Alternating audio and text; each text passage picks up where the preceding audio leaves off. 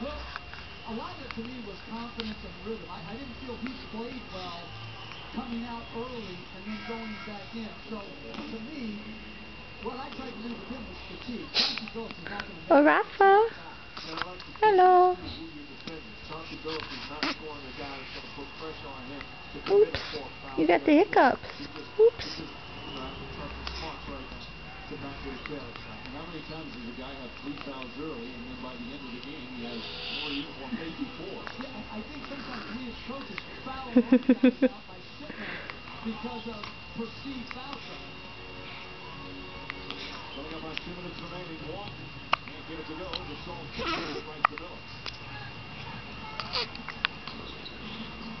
J.R. Smith, a long